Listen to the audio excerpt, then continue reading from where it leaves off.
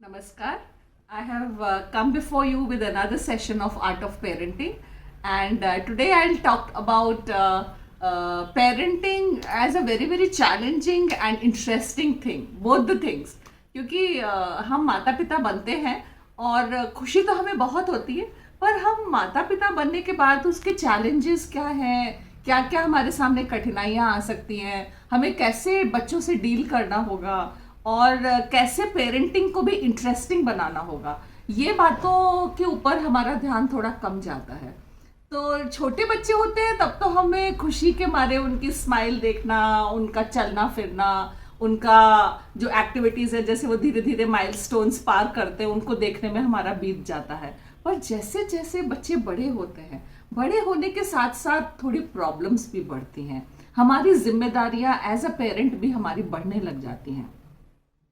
तो क्या होता है कि बचपन में तो हम बहुत लाड प्यार करना चाहते हैं, बच्चे से अच्छा हमें कुछ लगता ही नहीं है, और बच्चा हमारे लिए एक ऑब्जेक्ट होता है हैप्पीनेस देने के लिए, हमें खुशी प्रदान करने के लिए। और बच्चे से हमें, मैं मानती हूँ इस चीज़ को कि हमें बहुत खुशी मिलती है, लेकिन जैसा आप शुरू से अपना बिहेवियर एज अ पेरेंट रखेंगे, वैसा ही आपको आगे जाके भी रखना होगा। तो ये हमें कभी नहीं भूलना चाहिए जब हम नए नए पेरेंट्स बनते हैं, कि हम सिर्फ खुशी का एहसास करें और जिम्मेदारियों को भूल जाएं, जो कि अक्सर होता है। और इस चक्कर में क्या होता है कि हम बच्चों को इतना स्पॉइल कर देते हैं, इतना हम उनको अपने सर पे चढ़ा लेते हैं कि उनकी सारी बातें हम पूरी करनी शुरू कर देते हैं, just to see that broad smile on the face of the child, कि बच्चा मुस्कुराएगा, बच्चा खुश होगा, बच्चे के आंखों में जो एक्सप्रेशन होगा, हमने अगर उसको चॉकलेट ला के दी या उसने जिद करी और हमने उसकी जिद पूरी करी, तो वो जो खुशी है वो हमें बिल्कुल ही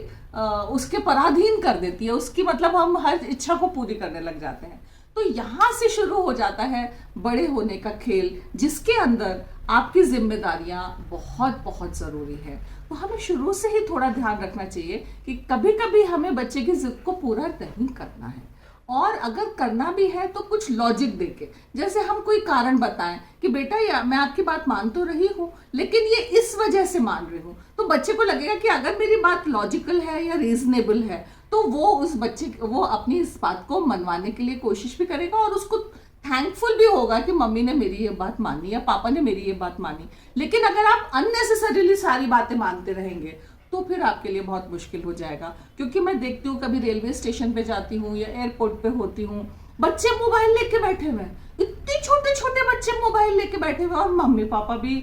गुस्सा भी होते, नाराज भी होते। पर एक समय ऐसा आता है जब बच्चा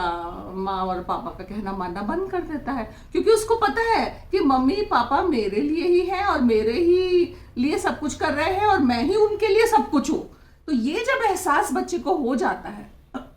तो फिर मम्मी पापा का बस नहीं चल पाता। तो यहाँ आपको ये देखना है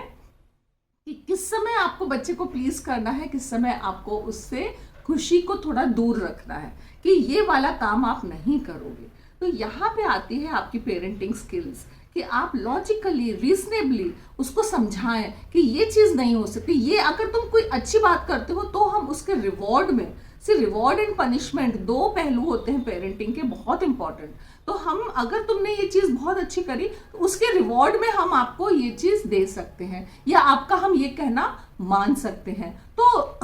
कब हमको उसको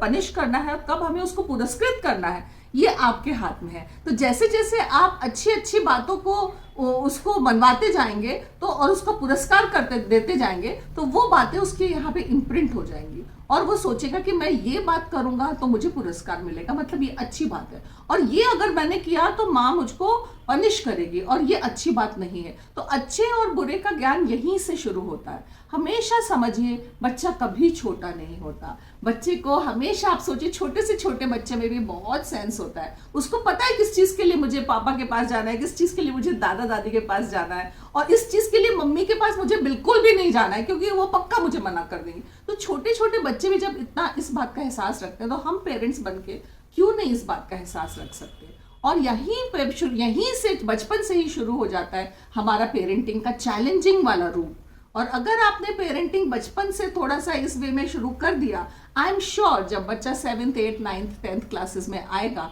तब आपको इतनी प्रॉब्लम्स नहीं आएंगी, बिकॉज बच्चा भी आपको समझने लगता है कि मैं ऐसे करूंगा तो माँ पापा ऐसे करेंगे, मैं ऐसे करूंगा तो माँ पापा मुझको प्यार करेंगे। तो जब इतनी बात आप उसको समझा देते हैं अपनी हरकतों से, अपने पुरस्कार और पनिशमेंट के तरीकों से, तो बच्चा हमेशा आपसे कोऑपरेट करेगा। तो हमेशा इन चीज़ों का ध्यान रखिए कि हमारे लिए पेरेंटिंग एक बहुत हैप्पीनेस का स्रोत है, हमें बहुत खुशी देता है, और साथ के साथ साथ बहुत चैलेंजिंग भी है। सो हैप्पीनेस एंड चैलेंजिंग, इन दोनों को आपको थोड़ा सा बैलेंस करके रखना पड़ेगा। And I am sure parenting एक आपके लिए अच्छा एक्सपीरियंस बन सकता है।